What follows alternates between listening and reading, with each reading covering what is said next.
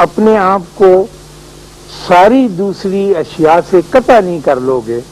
چھوڑ نہیں دو گے اور ایک راہ نہیں اختیار کر لو گے، اس وقت تک تمہاری بات سمجھ میں نہیں آئے گی۔ آپ بہت کثیر المقاصد لوگ ہیں، ہمارے بہت سے مقاصد کثیر ہوتے ہیں، مثلا یہ کہ میری بیوی چاہتی ہے کہ وہ نوکری بھی کر لے، روٹی بھی پکا لے، آٹا بھی گوندھ لے، ٹیلی فون پہ بھی جواب دے لے، چگلی میٹنگ میں بھی چلی جائے، صبح ان کی 10 سے 11 بجے تک چگلی میٹنگ ہوتی وہ بھی اٹینڈ کر رہا ہے، اس کے بعد بازار بھی چلی جائے، درزی کے ساتھ بھی، اتنے مقاصد جو ہیں یہ اکٹھے کر کے تو پھر آپ کو ایک راستہ نہیں ملتا۔ وہ تو یہ ہے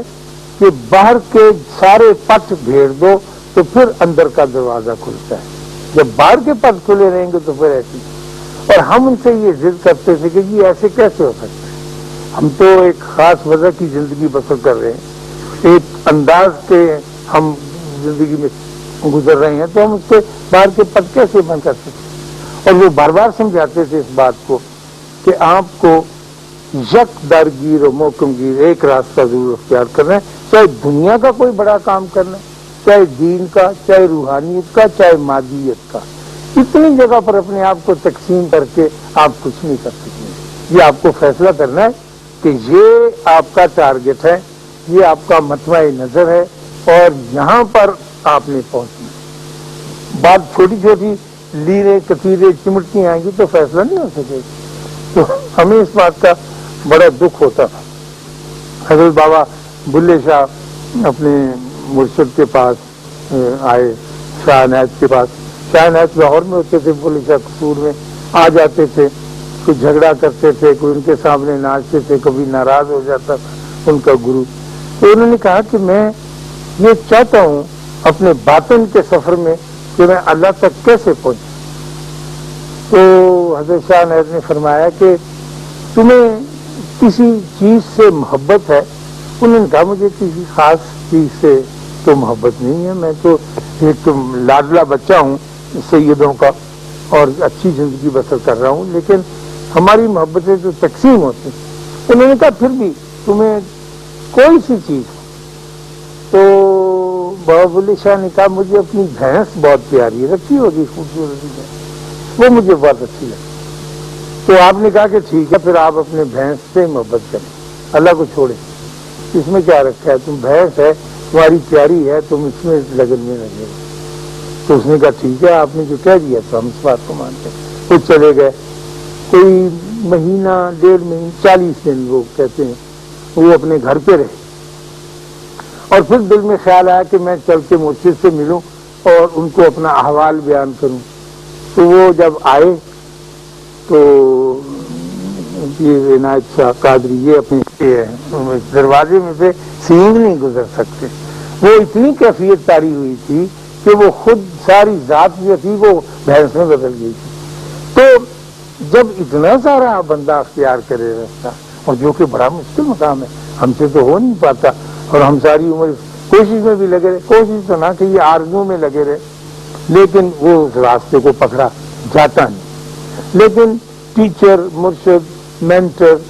گرو یہی بتاتے رہتے ہیں کہ آپ کو پہلے اپنا آپ پہچاننا ہے اور آپ نے اپنی ذات کو بکھانا ہے اور اس کا انالیسس کر کے دیکھنا ہے کہ اس میں کیا کچھ چیزیں موجود ہیں۔ جب آپ وہ پکڑ لیں گے تو پھر آپ کو آسانی ہونی شروع ہوگی۔ لیکن مجھے واقعی نہیں پتا ہے کہ میں کون، میں چھوٹا سا تھا، جیسے آپ چھوٹے تھے 2 سال تک کا، تو میں ایک معصوم بچہ تھا، پیارا بچہ تھا، اچھا بچہ تھا، نیک تھا، مخلص تھا۔ میں اپنے آپ کو جانتا تھا اپنے کھلونوں کے حوالے سے، اپنے ماں باپ کے حوالے سے۔ ایک دن ایسا ہوا کہ میری خالہ ہمارے گھر آئی، میری ماں سے، جیسے آپ کی ماں سے آتی ہیں، تو اس نے کہا آپا یہ تو بہت پیارا بچہ ہے، ماشاءاللہ بڑی خوبصورت ہے، یہ تو بھائی جان جیسا ہے۔ میں نے پہلی دفعہ سنا، میں نے کہا میں ابا جی جیسا ہوں، آئی ایم اے لٹل ابا جی۔ تو میری وہ معصومیت کٹ ہونی شروع ہو گئی اور میں ابا جی بن گیا۔ پھر دوسری میری پھوپھی آئی، اس نے کہا یہ تو ماشاءاللہ بہت ذہین بچہ ہے، یہ تو اپنے بڑے بھائی سے بھی جائے۔ میں نے کہا میں بڑے بھائی کو کاٹتا ہوں اور آگے گزرتا ہوں ذہین۔ تو ہر انسان، آپ سب، میں، اس لاہور میں جتنے لوگ بستے ہیں، لاہور سے باہر 14 کروڑ، اور پھر پوری دنیا میں بسنے والے لوگ، ہر شخص اپنی ذات کے بارے میں، اپنے سیلف کے بارے میں نہیں جانتا ہے۔ ہر شخص نے اپنی ذات کے گرد پھٹے سائن بورڈ لٹکائے ہوئے ہیں، سنگلی ڈال کے گلے میں، ایک کے اوپر لکھا ہے ذہین، میں نے لکھا ہوا ہے رائٹر، انہوں نے کہا ہے سائیکالوجسٹ، اس نے کہا ہے ڈاکٹر۔ اپنی ذات کیا ہے وہ ان پھٹوں کے نیچے چھپی ہوئی ہے۔ اصل جو چوزا ہے نا وہ نہیں ملتا جب تک وہ نہیں پکڑا جائے گا، وہ جو ان سائن بورڈوں کے درمیان چلتا ہے۔ ہم جب بھی کسی سے ملتے ہیں اپنا سائن بورڈ دکھاتے ہیں کہ میں ایک ڈرامہ آرٹسٹ ہوں، یہ کہے گی کہ جی میں ایک رائٹر ہوں، یہی دکھاتا رہتا ہے۔ تو مراقبہ کرنے سے آپ کو اپنے اندر کا حال معلوم، زور لگا کے، اور نہ بھی معلوم ہو تو پھر کوئی بات نہیں، وہ کہتے ہیں کہ اسے کرے۔ اچھا، ان کی یہ بات سن کے پریشان ہو کے اور بار بار اس بات کو سن کر میں بھی آپ سے بار بار یہ عرض کروں گا اگلے دور سے کہ کس طرح سے بیٹھنا ہے اور کس طرح ہم کو سکھایا گیا تھا۔ تو دوسرا شوق جو میں اپنی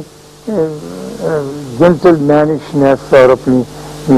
شیخی کا اور تکبر کا وہ یہ تھا کہ میں چونکہ بڑے اونچے ہائی لیول سوسائٹی میں بھی ساتھ ساتھ آنا چاہتا تھا، تو میں گولف کھیلنے لگا۔ بڑی نخرے کی چیز ہوتی، ہم نے تو نام بھی نہیں سنا تھا۔ میں نے ہاف سیٹ خرید لیا آئرن کا، تو جناب نکال کے کیلی ساتھ ہونا اور 6 نمبر کی لگا کے چھوٹی اس کے ساتھ چلتے جانا ہے۔ تو ہم نے کہا کہ موسم بہت اچھا ہے تو گولف گراؤنڈ میں چلیں، تو ریلوے کی گولف گراؤنڈ تھی، وہ بابا جی کے ڈیرے کے بہت قریب تھی، دونوں چیزیں ساتھ ساتھ چلتی۔ جب ہم وہاں گئے تو وہ ایک مصروف دن تھا، سرکاری دن تھا، لوگ اپنے کام میں مصروف تھے، صبح کے وقت ظاہر ہے کوئی نہیں تھا، لیکن میں نے دیکھا ایک گروپ آف پیپل، بہت سے لوگ بڑے شوقین مزاج وہاں فیلڈ میں جمع تھے، اور ایک شخص جو تھا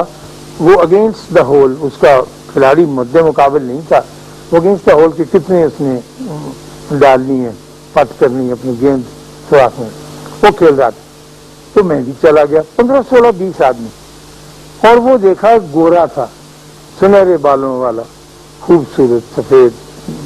بڑا لین آدمی، اور وہ ساتھ جب وہ چلتا تھا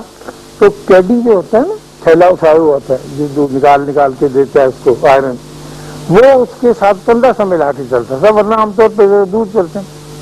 آگے جا کے جہاں گیند گرا ہوا ہوتا تھا وہاں وہ کہتا تھا کہ کون سی نمبر کی میں نکالوں آئرن، وہ بولتا تھا اور وہ لگاتا تھا، پھر چل پڑتے تھے، ہم بھی اس کے ساتھ چلتے تھے۔ جب خواتین و حضرات آخری مقام پر پہنچے ہیں اور پٹ میں اور اس گیند میں کافی 12 فٹ کا فاصلہ ہوگا، اور قیدی نے اسے پٹر نکال کے دیا جس سے گیند، تو اس نے تھوڑی دیر تول کے اپنا وزن اور اس خوبصورتی کے ساتھ ہٹ کیا کہ وہ جا کے بال ٹھک اس میں گرا، ہم سب نے تالی دی، اور اس نے ہاتھ اٹھا کر اور اپنا پٹر اوپر اللہ کا شکریہ ادا کیا اس گورے نے۔ جب اس نے چہرہ اوپر اٹھایا تو ہم حیران رہ گئے دیکھ کے کہ وہ اندھا تھا،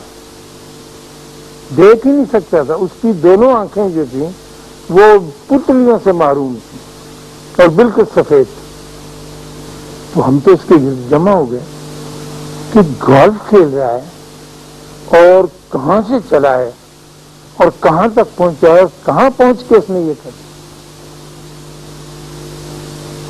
تو ہمارے ریلوے کے آفیسر تھے،